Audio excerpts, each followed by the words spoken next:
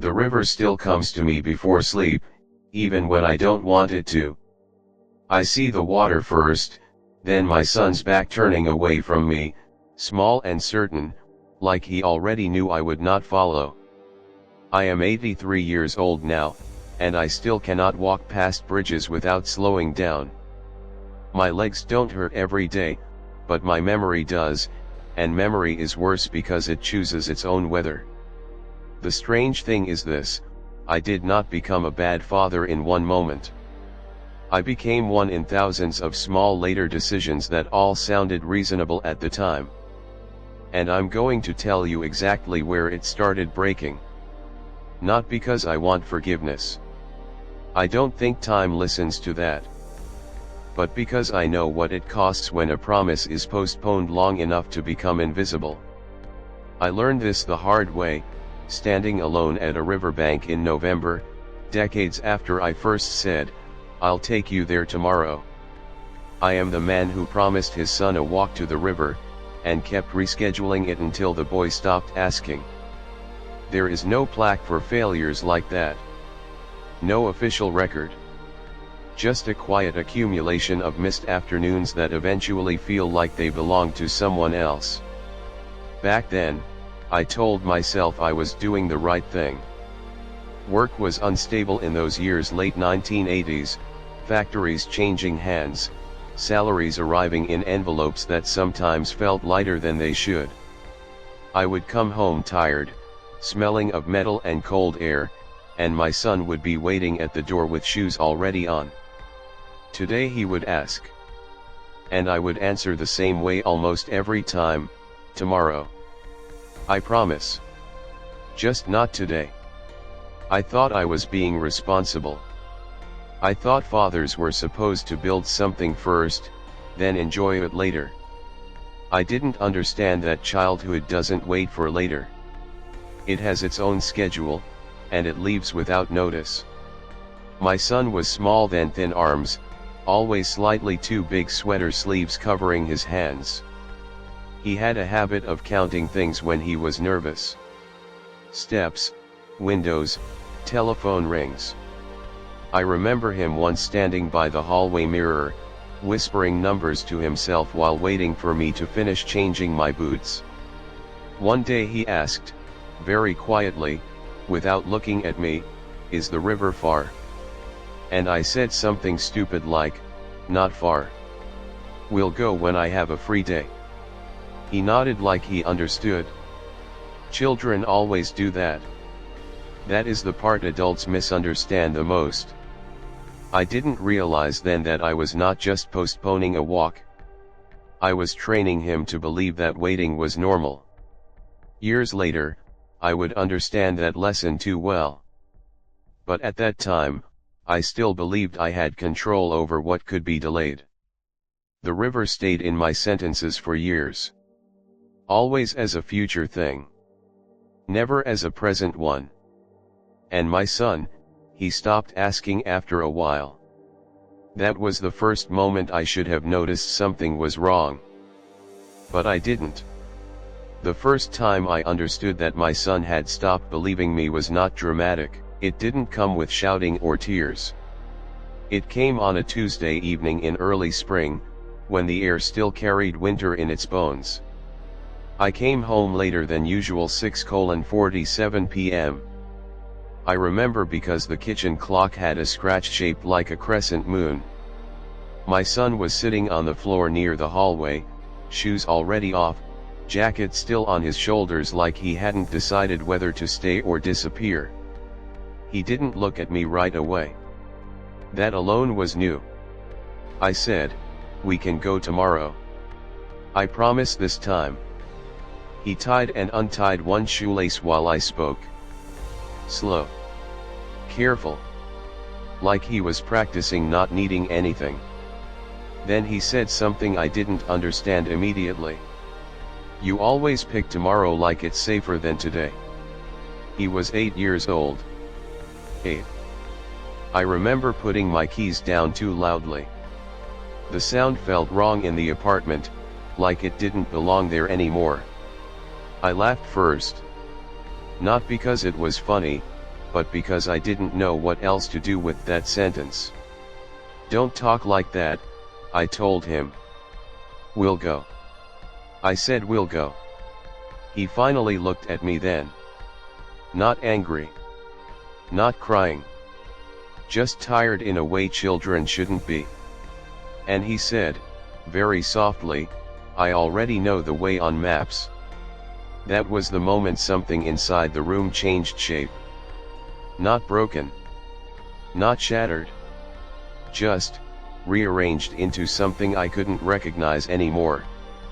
But I still didn't go. Not that day.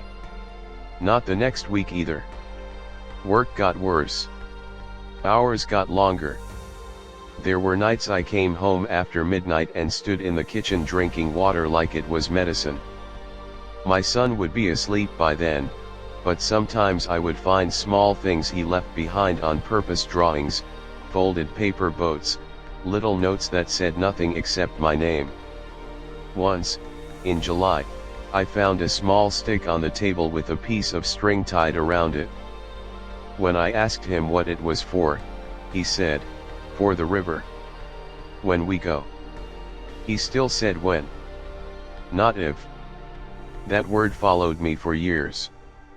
There was another moment, maybe worse than the first. It was late autumn, 7:15 p.m., already dark outside. I came home exhausted, hands still smelling of machine oil and metal dust. I opened the door and saw his shoes gone. He had left without me. No note. Just empty space where he used to wait. I went outside looking for him. Walked 3 blocks. Then 5. Called his name like it could pull him back. I found him near the small bridge behind the old grocery store. He was just standing there, looking at the water below like it already knew him better than I did. When I asked him why he came here alone, he shrugged. "I wanted to see it first," he said. That sentence stayed with me longer than any argument ever could. Because it meant I had delayed something so long, that he had started doing it without me. And still, even then, I didn't fix it. I only promised again. Louder this time. As if volume could replace time. By the time my son turned 10, the river stopped being a request. It became something he mentioned the way people mention weather: present, but not personal anymore. I told myself I was still a good father because I was still there in the house. I just wasn't arriving in the moments that mattered. And life has a strange way of normalizing absence when it repeats often enough. Scene 1: winter, 7:30 a.m. It was January, 7:30 in the morning, and the windows were covered in frost so thick it looked like the world outside had been erased. My son was already dressed, sitting on the edge of the bed in silence. I remember the sound of the radiator clicking like it was trying to speak but couldn't find the words. I said, "Today is Sunday. I don't have work. Maybe we could." He didn't let me finish. "I have homework," he said. Then, after a pause that lasted longer than it should have for a child, "Maybe next week is better." He said it exactly the way I used to say it. That was the first time I understood I wasn't just disappointing him. I was teaching him how to postpone his own life. Scene 2: summer, 4:18 p.m. 3 years later. Hot July. The kind of heat that makes even the walls feel tired. I came home early 4:18 p.m. because for once, I had finished work before dark. I opened the door and found him standing by the hallway mirror again, but this time he wasn't counting things. He was just watching himself. When I said, "Let's go now. To the river," he didn't turn immediately. He kept looking at his reflection and said, "I don't think I need it anymore." Not angry. Not dramatic. Just final in a quiet way that didn't ask permission. I tried to explain. I said it would be nice, that it was important, that I had time now. He shrugged. I already went near it. That sentence hit harder than anything before it. Because near is where things go when they stop being important enough to reach. Scene 3 Autumn, 6:02 p.m. The last time I brought it up, he was almost 13. 6:02 p.m. I remember because I was watching the clock, waiting for courage that didn't arrive. I said, carefully, like I was repairing something fragile, the river. We still can go. He was packing his school bag. Slow movements.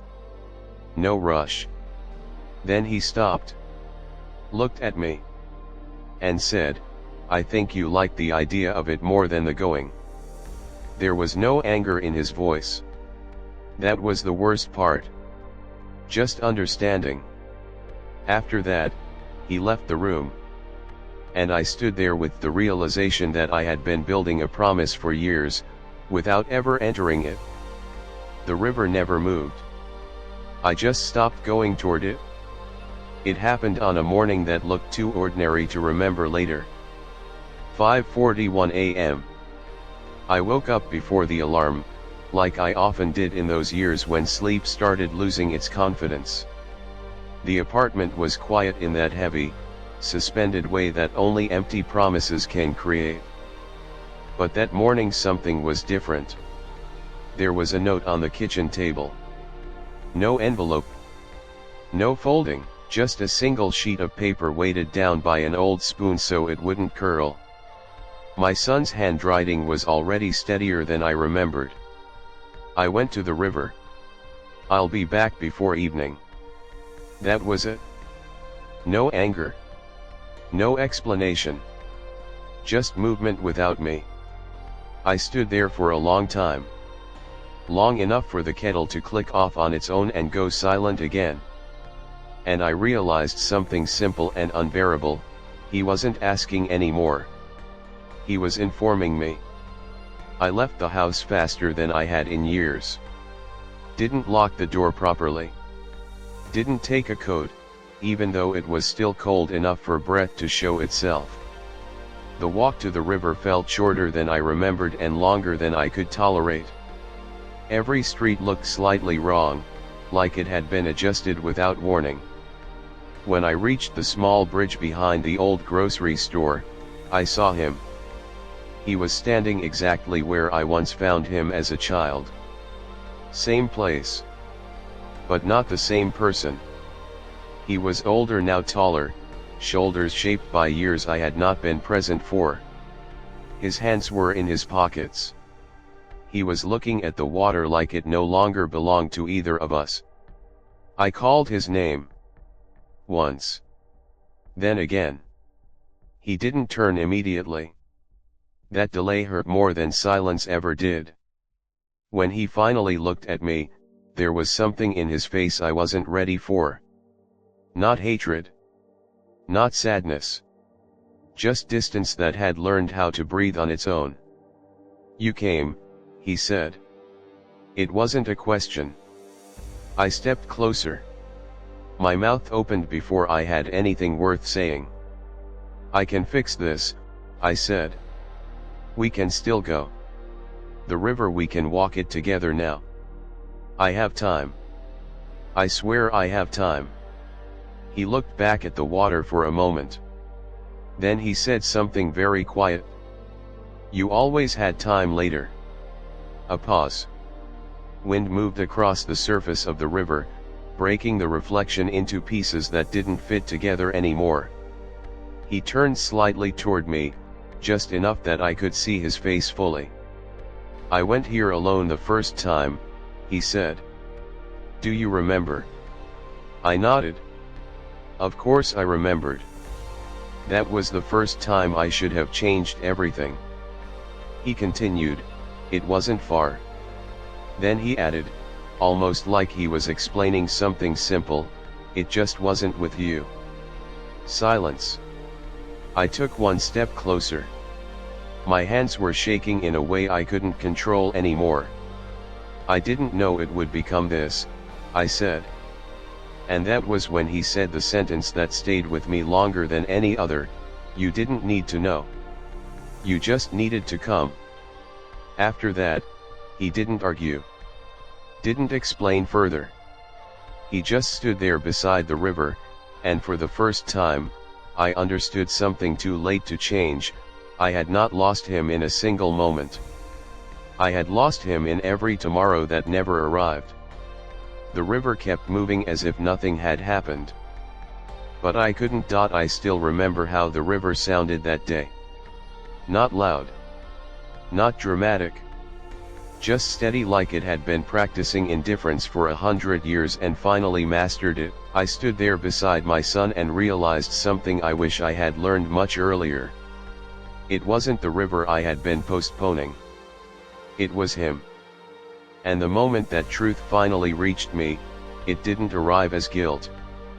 Guilt is too noisy. This was quieter. More precise. Like a key turning in a lock that had been rusted shut for decades. I had been calling it tomorrow. But in reality, it had another name. Never. That is what postponed love becomes when you stop noticing it. My son picked up a small stone from the ground and held it between his fingers. He didn't throw it. Just turned it slowly, as if checking if it still belonged to this moment. Then he said something that I still think about when mornings are too quiet: "I don't need a lesson about the river anymore." A pause. "I needed you in it." That was when I understood something I had mistaken my entire life. Presence is not time spent near someone. It is time not postponed. There is a rule I learned too late, standing there at 50 meters of water that never waited for me: if you can say later without pain, you are already losing it. And maybe you are reading this thinking I am talking about rivers. But I am not. I am talking about the sentence you keep delaying saying to someone who still thinks you will say it. I am talking about the walk you keep rescheduling because you believe there will be a calmer version of you later. There won't always be. You tell yourself, "They understand. They know I care." Yes. But understanding is not the same as being chosen in real time. Tell me, how many tomorrows does a person need before they stop waiting for you in them? One of mine stopped waiting after about 7 years. That was enough. I went back to the river alone the next morning. 6:12 a.m. The same path. The same bridge. The same cold air that used to feel like it would always be there, waiting for me to get things right eventually. But the place looked different without him. Not because it had changed. Because I had finally arrived without an excuse to delay it. I stood where he had stood as a child, the first time he came here without me. There was a small crack in the concrete near the edge of the bridge. I remember stepping over it so many times in my life without ever noticing it. That morning, I noticed everything. The sound of water hitting stone below. The wind pulling at my sleeves. My own breathing, slower than I expected. I looked down at my feet. And for the first time, I saw it clearly. 2 footprints. Not side by side. Not together. One slightly ahead, as if someone had walked forward and decided not to look back. The other, arriving too late to matter. I closed my eyes. And I heard his voice the way it used to be when he still believed I would come: "Is the river far?" I opened my eyes again. The river didn't answer. It never did. But I did. Finally. "Not far," I whispered. And for the first time, that sentence was not a promise. It was an admission. I turned away from the water slowly, like something inside me had finally accepted its place in time. And I understood something I will carry until the end: the river was never waiting for me. He was. But only for a while. Then he learned how to leave without looking back.